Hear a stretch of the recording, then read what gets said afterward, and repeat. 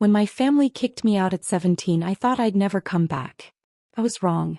Now, a decade later, I stood in my own house, the one I'd built from nothing, clutching a lawsuit from the same people who'd abandoned me. They wanted it all, again. But this time I wasn't running. The envelope sat on my kitchen counter, its crisp edges stark against the worn wood. At 27, I, Agnes, had carved a life from the ashes of my past.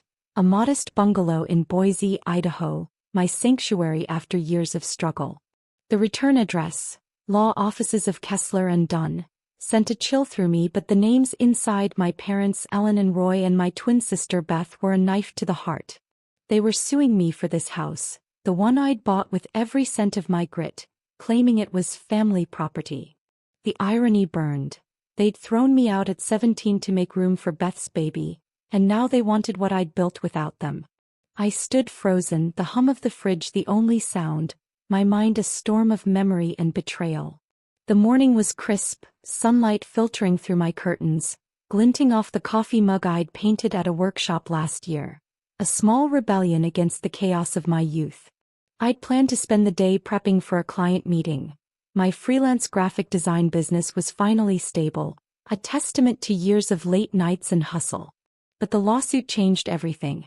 I opened the document, my hands trembling, and read, "Plaintiffs assert rightful claim to the property at 214 Elm Street, citing familial contributions." Contributions? They'd given me nothing but a bus ticket and a slammed door. I sank into a chair, my inner voice a tangle of rage and fear. How dare they? After everything, they think they can take this? The house wasn't much. 2 bedrooms, a leaky faucet, a garden I'd coaxed to life. But it was mine, paid for with my sweat, my tears, my refusal to break. I'd fought for every inch of this life, from homeless shelters to community college, from temp jobs to my own business. And now they wanted to steal it as if my pain had never existed. The memory of that night at 17 crashed in, unbidden. It was late summer, the Boise air heavy with dust, my backpack stuffed with clothes, and a photo of Beth and me, our faces identical but our lives already splitting. Mom's voice was cold. "Beth needs the room, Agnes. She's pregnant. You're strong, you'll manage." Dad stood silent, his eyes averted, while Beth, swollen with her unborn son, cried but didn't fight for me. I'd begged, my voice breaking, "Where am I supposed to go?" But the door closed and I was alone, the streetlights blurring through my tears. I'd slept in a park that night, the grass damp, my heart a wound. Back then I'd believed I was the problem, the disposable twin, the one who didn't fit. Beth was the golden girl, her pregnancy a crisis they rallied around, while I was the sacrifice. I'd loved her, shared her secrets, braided her hair, but that night her silence cut deepest. Now reading the lawsuit I saw her name, Bethany Marie Larson, and felt that old ache. Why Beth? After all these years, why this? I paced the kitchen, my bare feet cold on the tile, trying to anchor myself. Hope flickered, a stubborn spark. I'd survived worse than this. I'd built this house, this life, from nothing. I could fight them. But disappointment loomed, heavy and familiar. They were my family, the ones who'd shaped my childhood with backyard barbecues and bedtime stories. Could I face them in court, drag our pain into the open? The thought of seeing Beth, her face a mirror to mine, twisted my gut. What did she want? Money, the house, or something else? I called my friend Mara, my voice shaking as I read her the lawsuit's key lines. Mara, a barista who'd shared a shelter with me at 18, was my rock, her no-nonsense warmth a lifeline. "They've got some nerve," she said, her voice sharp. "You own that house, Aggie. They can't just waltz in. You need a lawyer." "I know," I said, rubbing my temples. "But it's them, Mara. My parents. Beth. How do I fight my own family?" "You fight because they're wrong," she said, her tone fierce. "They threw you out. This is your home, not theirs. Don't let them guilt you." Her words steadied me, but doubt lingered. I hung up, staring at the lawsuit, my mind replaying another memory. A year after being kicked out, I'd called home, desperate, living in a shelter. Mom answered, her voice clipped. "Beth's struggling, Agnes. We can't help you now." The rejection had hardened me, pushing me to survive, but it also left a scar. I wasn't worth keeping. Now their claim on my house felt like that rejection reborn, a demand to erase my victory. I walked to my garden, the dahlias I'd planted swaying in the breeze. This patch of earth was mine, a symbol of my rebirth. I'd learned to garden in a community program, my hands in the soil, a way to heal. Losing this house meant losing that healing, that proof I'd made it. Hope surged. I could hire a lawyer, fight their claim, protect what was mine. But disappointment followed, a whisper of fear. What if they won? What if Beth's tears, Mom's pleas, swayed a judge? I knelt, touching a dahlia's petals, my inner voice resolute. They don't get to take this. Not again. The day passed in a blur, my client meeting cancelled, my focus consumed by the lawsuit. I researched lawyers online, my savings account flashing in my mind. Enough for a retainer, but a long fight would drain me. I emailed a local attorney, Janice Reed, recommended by Mara's cousin, attaching the lawsuit and a brief explanation. This is my house, I wrote. They have no claim. Help me keep it. Sending it felt like a vow, a step toward battle. As night fell, I sat on my porch, the Boise skyline a smudge of lights. The lawsuit was a war I hadn't chosen, but I'd fight it, for the girl who'd slept in parks, for the woman who'd built this life. I thought of Beth, her face so like mine, and wondered what drove her, guilt, greed, or something deeper. The tension coiled, hope and disappointment wrestling in my chest. I wasn't ready to face them, but I was ready to stand. This house, this life was mine, and I'd protect it whatever the cost. The stars above were silent, but I felt their weight, a promise of what was to come. The Boise night was cool, the stars above my bungalow a quiet witness to the storm inside me. At 27, Agnes, stood on the porch of the house I'd built from nothing, the lawsuit from my family, my parents Ellen and Roy and my twin sister Beth, clutched in my memory like a bruise. They wanted my home, claiming it as family property, a cruel echo of the night they'd kicked me out at 17 to make room for Beth's unborn child. That betrayal had shaped me, its scars fueling my survival, but now it threatened everything I'd fought for. As I stared into the dark, my past surged, pulling me back to the days when I was a ghost, fighting to exist, torn between forgiving the family who'd abandoned me and the resentment that kept me alive. The Boise streets were unforgiving that first night, my backpack heavy with the remnants of my life. A few clothes, a toothbrush, the photo of Beth and me at 15, our grins identical under summer sun. I was 17, my family's rejection a fresh wound. Mom's cold "you'll manage," Dad's averted eyes, Beth's silent tears as the door shut. I wandered, the park's damp grass my bed, the August heat fading into a chill that seeped into my bones. They chose her, I thought, my inner voice a raw ache. Beth, pregnant, needed the room, but I needed them too. Why wasn't I enough? The next morning, hunger drove me to a diner, its neon sign a beacon. I had $12, enough for coffee and toast. The waitress, a woman in her 50s with tired eyes and a name tag reading Rita, noticed my trembling hands. "You okay, kid?" she asked, her voice gruff but kind. "Just figuring things out," I mumbled, my face hot with shame. She slid a plate of eggs across the counter, unasked. "On the house. You look like you need it." I ate, tears mixing with the yolk, her small act of kindness a lifeline. Rita didn't pry, but as I left, she pressed a crumpled $5 into my hand. "Get somewhere safe," she said. I nodded, too choked to speak, and tucked her face into my memory, a stranger who saw me when my family didn't. I found a shelter downtown, a gray building smelling of bleach and despair. The manager, Mr. Vance, was a wiry man with a permanent scowl. "One bed left," he barked, eyeing my backpack. "No drugs, no trouble, or you're out." I nodded, my voice gone, and claimed a cot, the snores of strangers a stark contrast to the bedroom I'd shared with Beth. That night I clutched our photo, my inner monologue a battle. I could call them, beg to come back. They're my family. But resentment flared. They threw me away for her. I tore the photo in half, keeping my side, letting Beth's fall. Forgiveness felt like surrender, and I wasn't ready to lose more. Survival was a grind. I got a job bussing tables at a cafe, my hands chapped from dishwater, my $6 an hour paycheck barely covering food and bus fare. My coworker Mara, a 19-year-old with a shaved head and a quick laugh, became my anchor. She'd been in foster care, her own scars mirroring mine. "Family's overrated," she said one night, splitting her tips with me when my wallet was empty. You make your own. Her words stuck, a seed of hope, but the wound of Beth's betrayal festered. I dreamed of her, her belly round, her silence deafening, and woke with fists clenched, resentment a fire that kept me moving. I moved to a boarding house after 3 months, its peeling paint and creaky stairs a step up from the shelter. The landlord, Mrs. Kessler, was a hawk-faced woman who demanded rent on the first, no excuses. You're young, she said once, counting my crumpled bills. Don't waste it. Her gruffness hid a strange faith in me, and I clung to it, enrolling in community college at 19, my GD earned through late-night study sessions. Graphic design classes became my refuge, each project a brick in the life I was building. But every milestone, my first freelance gig, was shadowed by loss. Beth should be here cheering me on, I'd think, only to remember her absence, her choice to let me go.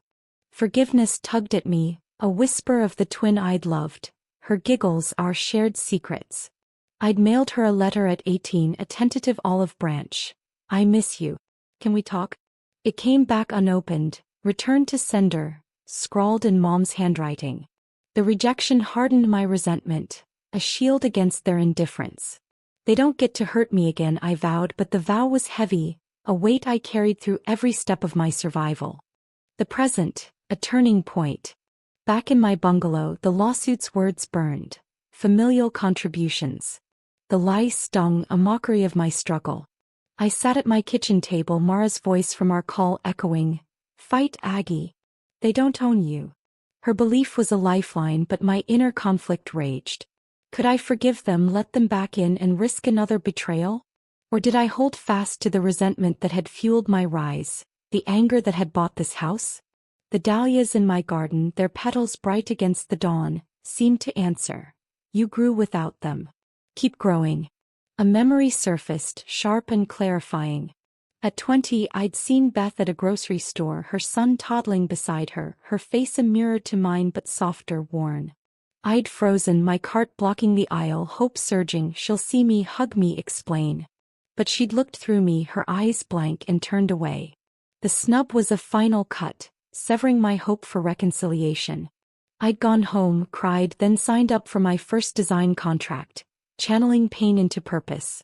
That Agnes, the one who'd chosen herself, was who I needed now. I opened my laptop, my email to Janice Reed, the lawyer, glowing on the screen. I added a line, "I'm ready to fight. They have no claim and I'll prove it." Sending it was a vow, a turning point. I wasn't just defending my house. I was defending the girl who'd slept in parks, who'd scraped by, who'd built a life despite their rejection. Forgiveness might come someday, but not now. Resentment wasn't my prison. It was my fuel, and I'd use it to protect what was mine. I stood, the Boise morning brightening, my heart a mix of hope and steel. The lawsuit was a battle, but I was no longer the disposable twin. I was Agnes, survivor, homeowner, artist. The fight would be brutal, facing Beth, Mom, Dad in court, their eyes on me, but I was ready. The tension coiled, my future hanging on what came next. I stepped outside, the dahlias nodding, and whispered to myself, they don't get to win. The war was just beginning, and I was armed with a decade of scars and strength. The Boise dawn painted my bungalow in soft gold. But inside, my heart was a battlefield. At 27, I, Agnes, stood firm in the home I'd built, the lawsuit from my family, my parents Ellen and Roy and my twin sister Beth, threatening to tear it away. They claimed my house as family property, a cruel twist after kicking me out at 17 to make room for Beth's baby. The memory of those early days, scraping by with nothing but resentment and grit, fueled my resolve to fight. Yet as I prepared for battle, my past loomed, a reminder of how far I'd come and how deep the wounds still ran. Hope and bitterness wrestled within me, each step forward shadowed by the family I'd lost. The past, rebuilding from ashes. At 18, I was a shadow, my family's rejection a wound that bled into every choice. The shelter's cots and Mr. Vance's scowl were my reality, but Mara, my co-worker at the cafe, was a spark of light. Her tough love, "You're tougher than this, Aggie," pushed me to move forward. I landed a job as a cashier at a grocery store, $7 an hour, my hands quick on the register, my smile a mask hiding the ache of Beth's silence. The work was grueling, my feet throbbing after 10-hour shifts, but each paycheck was a brick in the wall I was building around my heart. I found a room in a boarding house, a cramped space with a sagging bed and a window overlooking a parking lot. Mrs. Kessler, the landlord, was stern but fair, her "don't waste your youth" echoing in my mind. I paid $300 a month, splitting ramen packets to stretch my budget, my inner voice a constant churn. They threw you out, but you're still here. Keep going. The room became my sanctuary, a place to dream beyond survival. I enrolled in night school at a community college, my GED already earned through sleepless nights. Graphic design classes were a revelation, the computers glow a canvas for the stories I couldn't speak. I'd sketch late into the night, my hands steady, my heart whispering, "This is who you are." Mara was my anchor, her laughter a balm. One night, over cheap pizza, she convinced me to join a community garden, a plot of dirt where I planted dahlias, their stubborn blooms a mirror to my resilience. "You're growing, Aggie," she said, her eyes bright. "Don't let them hold you back." Her words fueled hope, a belief I could be more than the disposable twin. But resentment simmered, a fire stoked by every memory of Beth's silence, Mom's cold voice, Dad's averted gaze. I avoided my family completely, changing bus routes to skip their neighborhood, deleting their numbers. Forgiveness felt like betrayal, a surrender to the people who'd chosen Beth over me. News of them came unbidden, a wound reopened. At 20, I ran into Mrs. Delgado, our old neighbor, at the grocery store. She recognized me, her face softening. "Agnes, you've grown," she said, her voice warm. "Beth's doing okay, you know. Her boy Caleb is 3 now. Your parents, they're struggling, money's tight." Her words hit like a slap, hope and pain colliding. "They're struggling?" "Good," my bitterness hissed, but another voice ached. "Beth's a mom. Caleb's growing up without me." I nodded, my throat tight, and lied, "I'm glad they're okay." I walked away, my cart rattling, resentment flaring. They'd moved on, built a life without me, yet I couldn't escape their shadow. The news deepened my drive. I graduated with an associate's degree at 22, landing freelance design gigs. Logos, flyers, small websites. Each contract was a victory, proof I didn't need them. I moved to a studio apartment, its single window a luxury after the boarding house. I decorated with thrift store finds, a lamp here, a rug there, each piece a stake in my new life. My inner monologue was a mix of pride and pain. "Look at you, Agnes. You're making it." But they don't care. I sent Beth another letter, a final try. "I'm doing okay. Can we talk?" Came back unopened like the first. The rejection hardened me, my resentment a shield I polished with every success. The present, a growing strength. Now in my bungalow the lawsuit loomed, a threat to the life I'd built. I'd hired Janice Reed, a lawyer with sharp eyes and a calm voice, who'd reviewed the case and said, "Their claim is weak, Agnes. You bought this house with your money, no contributions from them. We'll fight." Her confidence was a lifeline, but the cost, legal fees, time, emotional toll, weighed heavy. I worked late, designing a website for a local bakery, my screen glowing as I pushed fear aside. "This is my home," I thought, my dahlias outside a reminder of my roots. They can't take it. My personal growth was undeniable. My business was thriving, my blog showcasing my art gaining followers. Mara and I met weekly, her stories of barista life grounding me. "You're a badass, Aggie," she said, sipping coffee. "They don't know who they're messing with." Her faith bolstered mine, but bitterness simmered, a quiet poison. I imagined Beth in court, her face like mine but softer, her excuses empty. "Why no?" I wondered, my inner voice sharp. "What do you want from me?" Forgiveness tugged, a faint hope for reconciliation, but resentment was stronger, a fire I'd need to face them. I visited the community garden, kneeling among my dahlias, their petals vibrant against the October chill. I'd come far, shelter to studio, cashier to designer, but the lawsuit was a test, a chance to prove I wasn't the girl they'd discarded. I thought of Mrs. Delgado's words, Beth's son, my parents' struggles, and felt a pang of guilt. Their family, a small voice whispered. "Could you help them?" But the memory of that unopened letter, of Beth's blank stare in the grocery store silenced it. I'd fought alone. They didn't get to claim my victory. A surprising turn. That evening I checked my mail expecting bills and found a letter, its handwriting Mom's, the address my parents. My heart stopped, the lawsuit's shadow looming. I tore it open, my hands trembling, expecting another legal threat. Instead it was personal, Mom's words shaky. Agnes, we need to talk. Beth's struggling, Caleb's sick, and we can't afford the medical bills. The house, we thought it could help. Please call us. No apology, no acknowledgement of the past, just a plea wrapped in guilt. I sat, the letter crumpling in my fist, shock giving way to fury. They want my house for Caleb? After throwing me out? Hope flickered. Caleb's innocent, a kid who needs help. But resentment roared, drowning it. They hadn't cared when I was homeless, hungry, alone. Now they saw my success and wanted a piece. The letter was a turning point, a spark igniting my resolve. I wouldn't call, wouldn't bend. I'd fight the lawsuit, protect my home, and face them in court if needed. The tension coiled, my heart a mix of pain and power. I was Agnes and I was done running. The battle was coming and I'd meet it head-on. The Boise winter crept into my bungalow, the chill seeping through the windows as I, Agnes, stood at 27, clutching my resolve like a shield. The lawsuit from my family, my parents Ellen and Roy and my twin sister Beth, demanded my house, the one I'd bought with a decade of grit after they'd kicked me out at 17 for Beth's baby.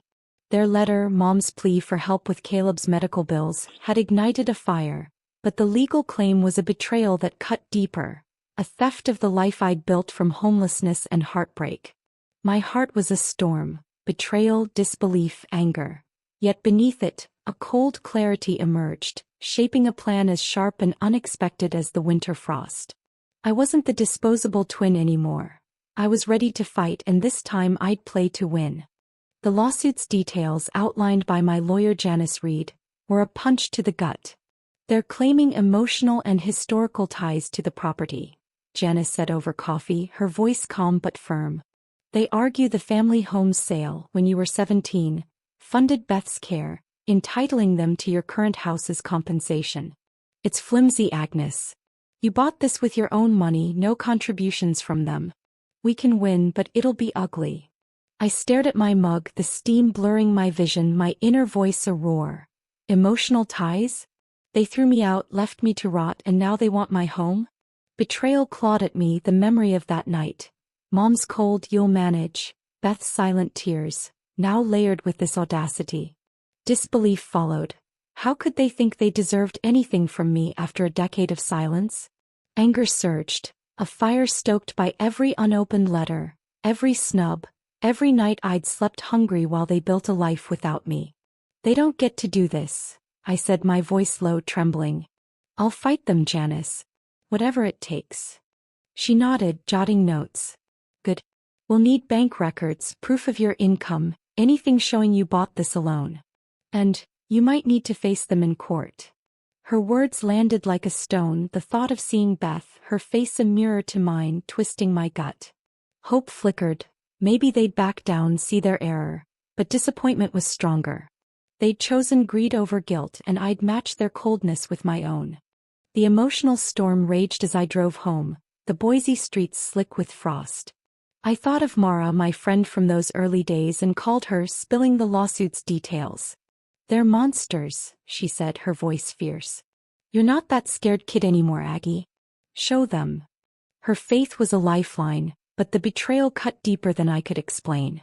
Beth's name on the lawsuit felt personal, a knife from the sister who'd once shared my secrets, braided my hair. Why, Beth?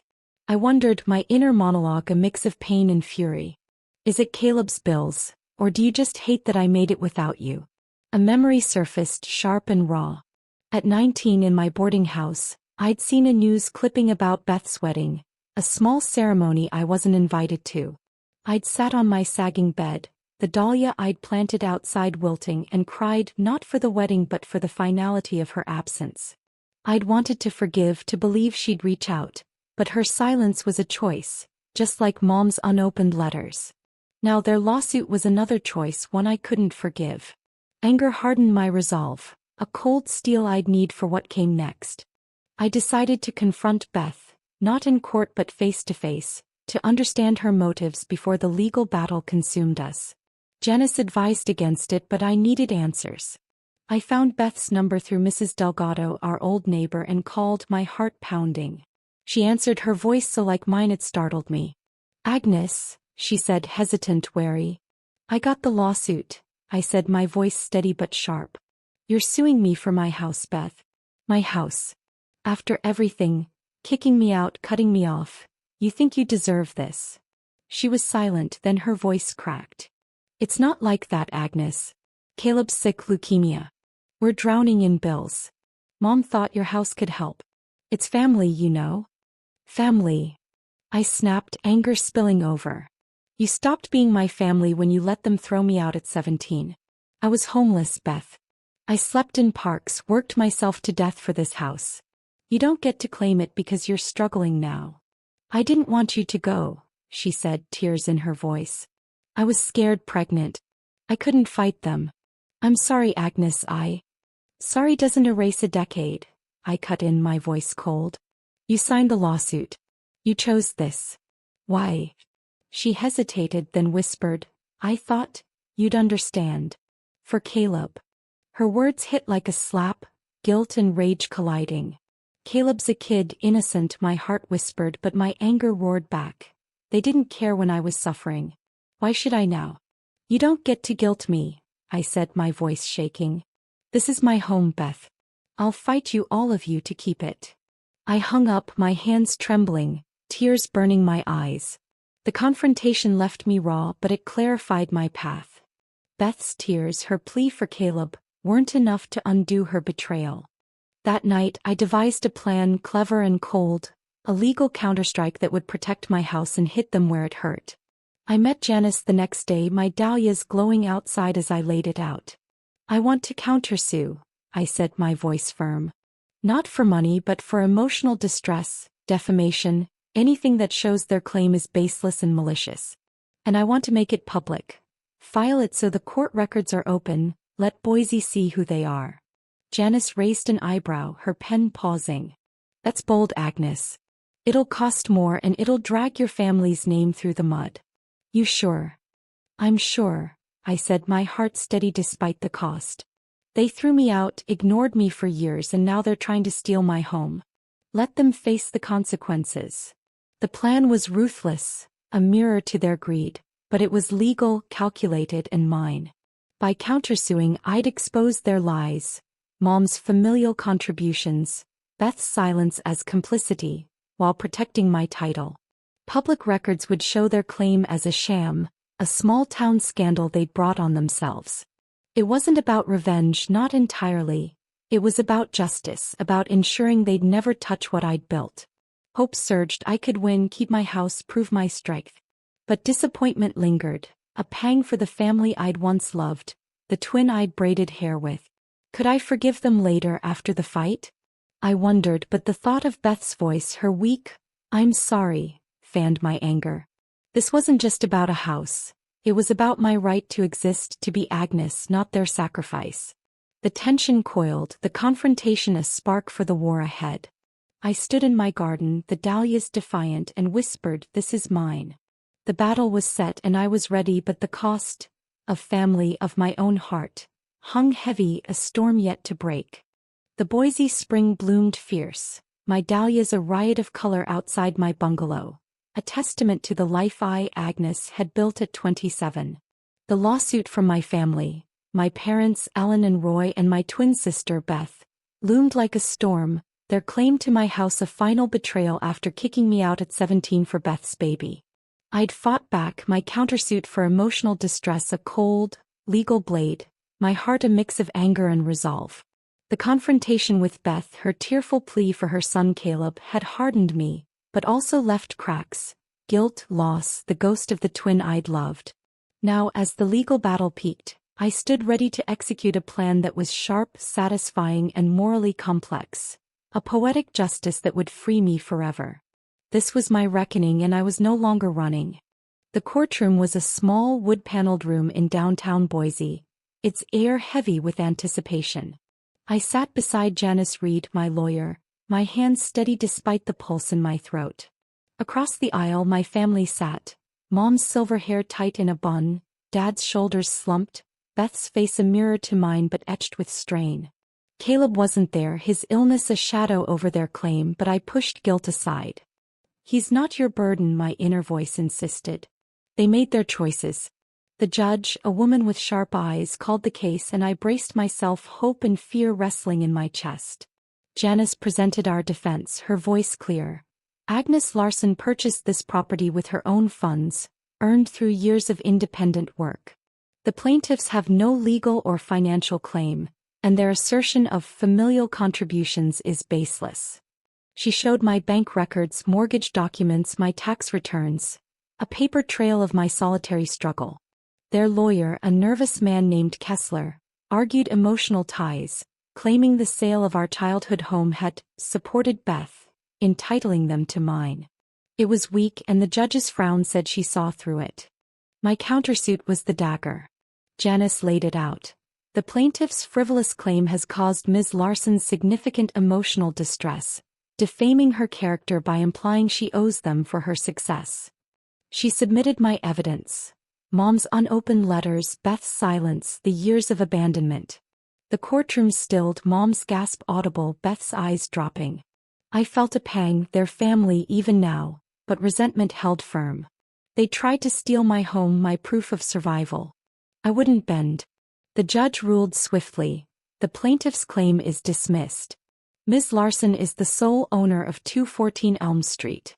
The countersuit for emotional distress is granted, with damages of $10,000. It was a small sum, symbolic, but the public record, open for all Boise to see, branded their greed as fact. Mom's face crumpled, Dad stared at the floor, Beth's shoulders shook. I stood tall, my heart a storm of triumph and sorrow, the weight of their defeat a strange mix of justice and loss. My revenge, crafted with cold precision, unfolded outside the courtroom. I'd discovered through Janice's research that my parents' home, the one they'd lived in after selling our childhood house, was under foreclosure, their debts from Caleb's medical bills overwhelming. It was hitting the auction block next week. I'd saved enough, with my design business thriving, to bid. The plan was audacious, morally complex and deeply satisfying. I'd buy their house not to live in it but to control it, to hold the power they'd once wielded over me. It wasn't about cruelty, it was about rewriting the story, proving I was no longer the disposable twin. The auction was a blur of raised hands and clipped voices. I stood at the back, my bid, $120,000, just above market, calm and deliberate. When the gavel fell, the house was mine. Mom and Dad were there, their faces pale, Beth absent, likely with Caleb. They didn't see me, didn't know I'd won, and I didn't approach. I'd let the paperwork tell them, the deed in my name a quiet thunderclap. I wouldn't evict them, not yet. I'd offer a lease, low rent, enough to cover taxes, with one condition: they'd never contact me again. It was mercy but also a boundary, a line drawn in the earth of my survival. The act was cold but it was justice. They'd taken my home at 17, left me to parks and shelters. Now I held theirs, a mirror to their greed. Hope surged, I was free, my house safe, my life mine. But disappointment lingered, a quiet ache for the family we'd been, for Beth's laughter, Mom's bedtime stories. Could I have helped Caleb without losing myself? I wondered, but the thought of their lawsuit, their silence, silenced the guilt. I'd protected Agnes, the woman who'd risen from nothing, and that was enough. I met Mara that night at our favorite diner, the one where Rita had once fed me eggs. You bought their house? Mara said, her eyes wide, coffee steaming. That's savage, Aggie. And brilliant. It's not about hurting them, I said, my voice soft. It's about control. They don't get to take from me again. She squeezed my hand, her grin fierce. You're unstoppable. They didn't break you then and they won't now. Her words were a balm, grounding me in the woman I'd become, designer, homeowner, survivor. I paid for our meal, a nod to Rita's kindness, and felt a shift, a release.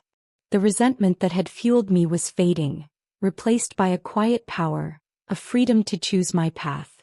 I drove to my bungalow, the dahlias glowing under moonlight, their roots deep like mine. Inside, I opened my laptop, my blog waiting, its followers growing. I wrote a post not about the lawsuit but about resilience, about building a life from ashes. "You are enough," I typed, tears falling, a message to the girl I'd been, to anyone reading. I was emotionally free, no longer defined by their betrayal, my heart light despite the scars. The twist came the next day. A letter from Beth slipped under my door, her handwriting shaky. "I'm sorry, Agnes. For everything. Caleb's better and I'm leaving Mom and Dad. I don't expect forgiveness, but I'm proud of you." I read it, my chest tight, and set it aside, not ready to respond. It was a crack in the wall, a chance for something later, but not now. I'd won. My house, their house, my freedom, and that was my focus. I stepped outside, the Boise sky a canvas of stars, and whispered to my dahlias, "We made it." I was Agnes, in full control, my life a garden I'd tend alone, my strength a legacy that would echo long after the gavel's fall.